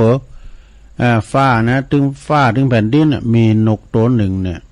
มันบินขึ้นสูงไปขนาดไหนหัวลงแล้วมันเลี้ยวพอตั้งลุมมานะมอกใบหม่เต้นเนี่ยว่าชุดแม่ฮู้จักใบหม่เต้นใบหม่เต้นก็คือใบพุทรามันน้ำในมี3โซนก็ว่าดูดินมีโซนเดียวนกตัวนั้นคือได้อย่างนั้นมันบินสูงขนาดไหนมั่วเนาะก็ที่ก็ได้ขอจะลุงไปจะห่มดินให้มันจุ่มน้ำไปแล้ววะนะก็เลยบินมาปุดโธแผ่นดินก็กว้างใหญ่ไพศาลแล้วมันเป็นนกเงี้ยแต่มันห่มเยาะๆนกเงี้ยกันลุงดินมันก็ห่มเยาะว่ามันจะพยายามดินให้มันจุ่มน้ำนั่นแหละแล้วนกเงี้ยนกกัดนกเงี้ยแต่มันกลัวมันจะดีกว่าถ้ามันนอนเนี่ยมันจะนอนหงายเอาตีนยืนขึ้นทางอากาศกลัวฟ้าถล่มสมันวะ มันกลัวจางกลัวได้ กลัวจางกลัวให้นี่เป็นว่ามันกลัวฟ้าถล่มสมันวะ ขอคิดเล็กๆน้อยๆเอาเนี่ยมาวางก้ามเกินของอาจารย์บุญเพลินยาวิชัยอาจารย์สอนพิเศษจากมจร.ลำพูนอาจารย์เพลินนี่เป็นมีความสามารถหลายอย่างก็เหมือนกับปีนานเจ้าสีน่ะเปิ้นเป็นโคสุกก็ได้เปิ้นเวนตานก็ได้ซ้อก็ได้นะเรียกว่าไม่ใช่ซ้อมก็เปิ้นเรียกว่าหยังก็เปิ้นมีแผ่นซีดีใส่แล้วเปิ้นห้องตัวนะเปิ้นห้องเพลงตัวแล้วก็คล้ายๆกับซ้อเลี้ยวพอตั้งซ้ายย้ายมาตั้งขวา อีนะมันจะเป็นอันทำนองเงี้ยแต่ก่อนนั้นตุลุงเคยไปแห่จอฟ้ากับปีนั้นอาจลำปางกว่านะปีนั้นอาจเราก็ร้ายอยู่ปีนั้นอาจเนี่ยปดโทษเน็ตเนอะเดี๋ยวนี้เพิ่นจะฟังอยู่จะห้ามฟังอย่าไปนองลำปางเนี่ยปีนั้นอาจเนี่ยเพิ่นจะเนี่ยเพิ่นจะมีซาวดนตรีใส่นะลดกายไปปุ๊บเนี่ยเพิ่นสามารถซอหำได้เลยนะทะเบียนหยังนี่นะเสือลายเสือแดงเสือขาวในปีนั้นอาจแล้วก็มีความสามารถประชาสัมพันธ์ไปจอดการในแม่กล้ามาพอรัวๆแหละหาว่าเทียบไปว่าไปใจจะได้ตักใจแม่กล้าเปิดมาหอมกันแห่จอฟ้าดูวัดบกก็หามก่อนนะวัดบกก็หานี่เป็นวัดหินลัญญารามดูตัวลุงก็เคยไปอยู่ที่หันเนาะปีนานองค์อาจจากลำปางนะเป็นประชาสัมพันธ์แห่จอฟ้าแล้วก็ตุลุงก็ยังโหดจักกับอาจารย์เทืองอาจารย์ประเทืองนะอาจารย์ประเทืองนี่เป็นเตธรรมมหาจารย์เวสสันดรจาดกจะมีทีมงานแห่ด้วยนะมีทีมงานแห่อันละนาดปัดกองด้วยนะโอ้อันนี้ก็เน็ตด้วยเป็นเตนำเตธรรมก็เนี่ยประชาสัมพันธ์ก็เสียงก็กะโลกนี่ได้หมดอาจารย์ประเทืองไปอยู่ตั้งเถือนนี่นะก่อนลุงเคยไปวัดปนอยู่วัดเก่านะครับวัดเดิมนะคุณพ่อมนุษย์เขานำก่อนนะ เคยหูจักกันอยู่วันนั้นไปปักกันที่วัดมอนฤาษีกำนะบ่ตกใจอาจารย์เหมือนเดิมนะเข้าหน้าเหมือนเดิมหลังจากกันไปเป็น10 กว่าปีนะก็ปักกันเขาไปมาทักทายตุลุงโอ้ตุลุงก็เท่านะแกได้หัวโบราณนี่อันนี้ก็คือถึงครูบาอาจารย์ถึงไหนก็วัดวาอันเนี้ยดูอาจารย์บุญเพลินยาวิชัยพดไปพระลำปางว่ายอดผักบุ้งนี่เปิ้นมาหยังเป็นว่ายอดผักบุ้งเนี่ยเอามาพัดเป็นผักบุ้งไฟแดงนี่ยอดมันกองแล้วมาทับทำอีกุ้งนะครับลาบหมูกับลาบนะแต่เป็นแต่น้ำกินนะลาบโง่นะเลยเราปิ้นตุ่มปิ้นตาว่ามันเป็นแอนแท็กนะมันเป็นโหลไปกินลาบดิบดูโขยเปิ้นก็ปิ้นโหงนะเจอคนเฒ่าว่าตัวลงป้อว่าจะไปกินลาบดิบตัวเลยว่าเปิ้นก็ปิ้นโหงเนาะยอดสะเลมสูงเนี่ยเปิ้นเอาไว้ครับลาบเนี่ยก็มันทั้งกำวันลาไปก่อนน้ำลายปุมาเนี่ยยอดผักกาดนี่เอามาจอนี่จอผักกาดนี่เดิมกายตัวลุงแป้อย่ามาจอเน้นเขาว่าลำเนี่ยมักเด้อแกว่าตำน้ำพริกโถดินก็จอใบพริกไก่เนี่ยเขาเพราะไข่สู่เขามักไปทั้งจังเจ้าทั้งจืดหมดเลยยอดเพราะว่ายอดหนอแล้วเอามากับน้ำพริกน้ำปูเน็ดโอ้อันนี้เอาไม่ได้เลยแล้วก็ยอดพักเพชรเอามาใส่แกงแค่จับกันเนาะใส่แกงแค่นี่นะโอ้คืออย่ามาหอดปีนันไปโบสถ์เนี่ยที่อันวัดน้ำออกหูที่ปุณณศพเมื่อที่บ้านเนนครับไปนอนคืนเนาะที่อาจารย์ปุ้ยแล้วก็ขึ้นไปบุญดอยบ่กะขึ้นไปดอยปูดตัวเลื้งหามหอพักเพชรเนี่ยนะพักเพชรเมืองเขาเนี่ยกะได้มันดอกเลื้งนะตัวปีนั่นไปเก็บมาคือมันมาเด็ดดอกเลยมันขวางมาดูกว่านั้นนั่นกับหม้อไอ้เนาะอันมันไปออกเงี้ยเนาะแล้วก็ตามหมู่ข้างต่างก็มีหมู่แกล้งมันในสุดต่างลุงจอดกับพิธีวัตถุดิบเนาะเอาแกล้งมาเอาหนุ่มๆนะบ้าให้เนาะเอามาตำแกล้งก็ล่ามนะลงเด้อตำแกล้งนะเอากินน้ำมันจางนะครับพักเพชรก็เอามาใส่แกงแค่ว่ะแล้วก็พักสะเลก็มาใส่แกงปลาแห้งโอ้เอาได้อีกเนอะอาจารย์เนอะอาจารย์บุญเพลินอันนี้เอามาแก่คัดข่าเวลาได้ต่อไปตุลุงจะได้ประกาศข่าวสารงานบุญอะไรลืมไปหรอประกาศข่าวสารงานบุญก่อนเพราะมีหลายนะลงเนอะก็อันนี้ได้รับข่าวใหม่มาเนาะวันที่6 ถึง 8 เมษางานประเพณีประจำปีของวัดปทุมศาลารามวงเล็บสันปูเลยอำเภอบ้านโฮกเพื่อจะมีงานทรงน้ำประทานประจำปีเนอะมีมหรสพเยอะแยะมากมายเนี่ยตัวปี1ฝากมานะมีโมยมีย้อนยุกมิสเตอร์เจมีซอมิสเตอร์จูฮิเมียงดูมีถึง2มิสเตอร์นะมิสเตอร์เจในลำวงนะมิสเตอร์จูในจูฮิเมียงในโซมีลำวงเทิดไทยโดยเทิดไทยและในเมตตาธรรมอาจารย์พระอาจารย์สิขรจิตตสังวโรเจ้าวาดเนอะอันนี้ตัวเป็น1ฝากประกาศมาเนอะงั้นต่อไปก็วันที่6เหมือนกันเนอะสดาวันที่6นั้นก็จะมีการบวชสามเณรภาคฤดูร้อนที่วัดหนองเหงเนอะตำบลสันติสุขคณะสงฆ์ตำบลสันติสุขได้รับมอบหมายให้กับท่านพระครูวรธรรมานาถเจ้าคณะตำบลเนอะเปิดจะบวชกันวันที่6 เมษายนนะก็ไผที่จะเป็นเจ้าภาพอย่างใดก็ไปปากันไปตุลุงก็ได้รับนิมนต์เหมือนกันนะ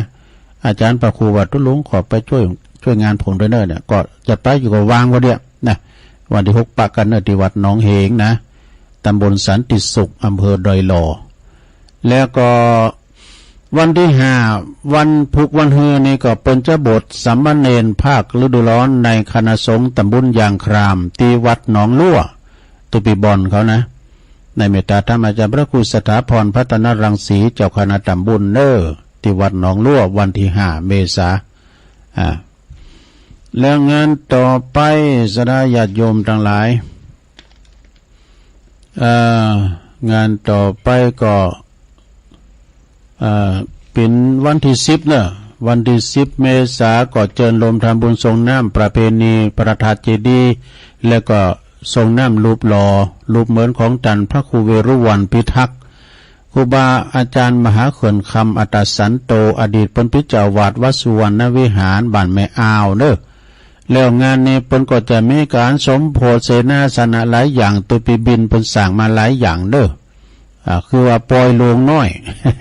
นำวัดสุวรรณวิหารตำบลนครเจดีย์อำเภอป่าซางในเมตตาธรรมพระครูสุวรรณศิลป์วิสุทธ์นะนี่เป็นนั่นพระครูใหม่เด้อเจ้าคณะตำบลนครเจดีย์เขต2นะ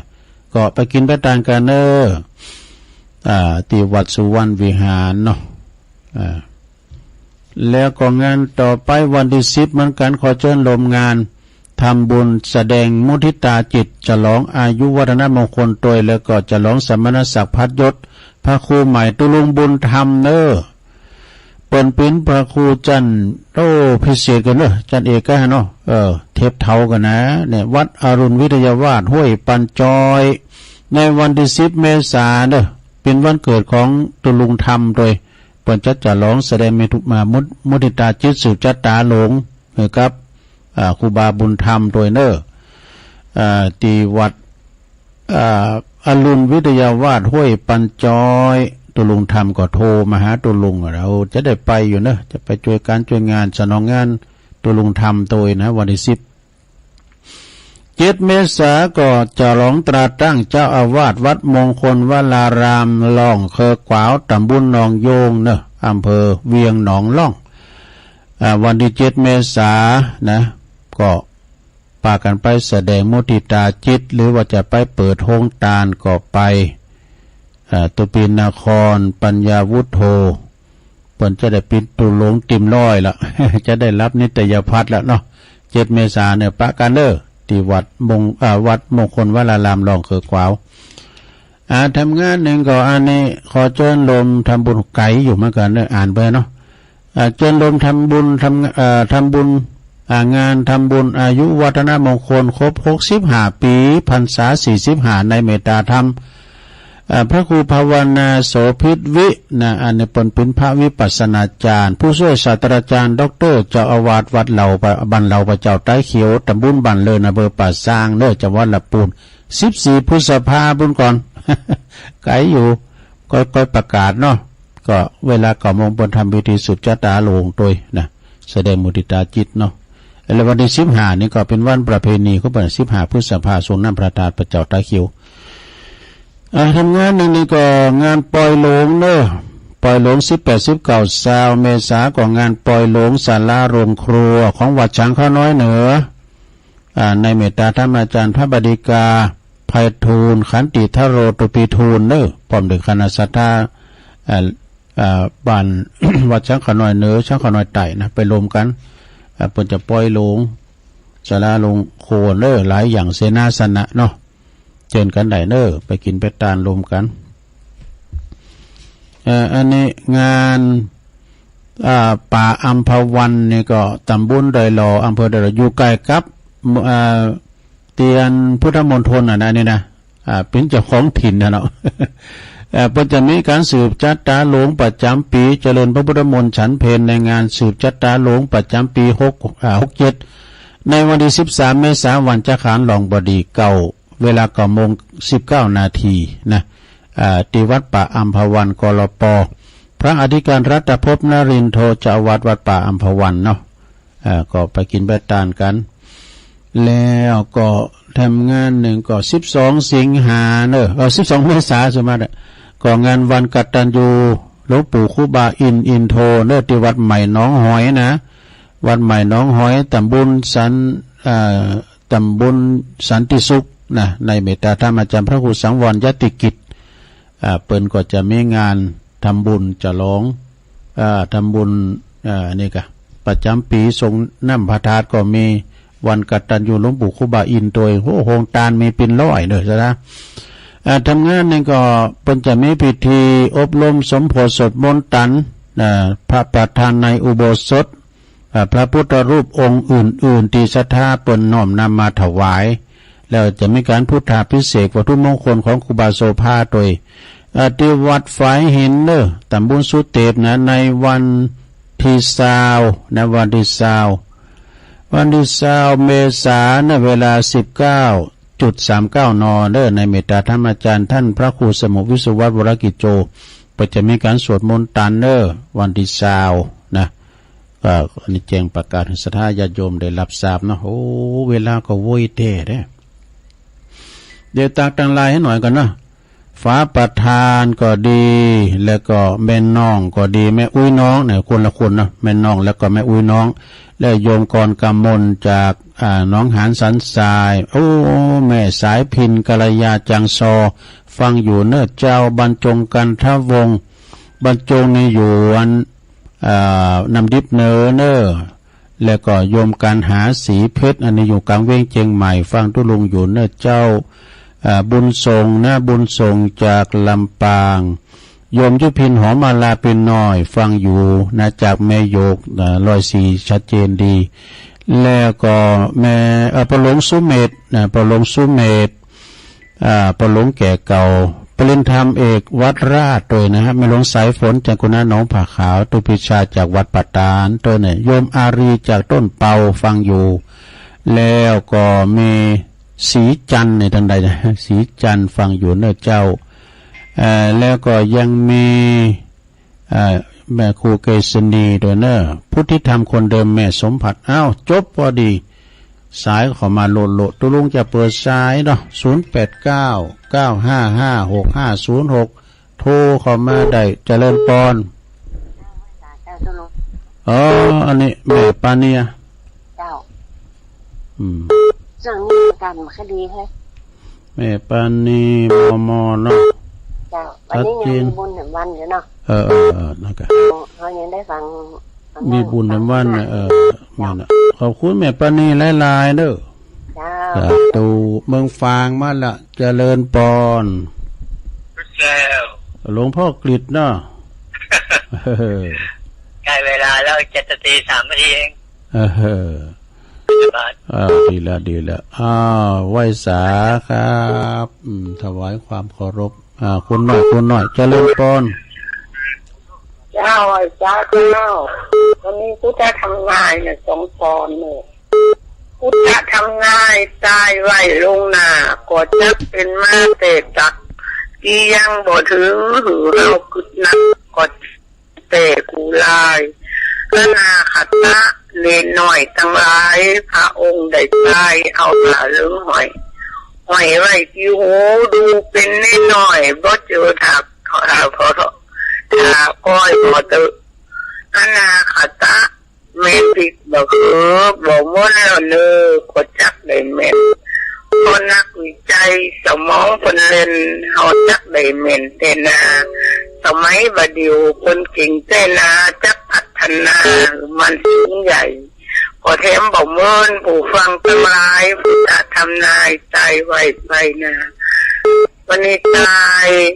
คำยองวรรณกรรมนะเจ้าเป็นกรรมลีนะอนาคตะนะเจ้าภาษาไทยแปลว่าอนาคตนะเจ้า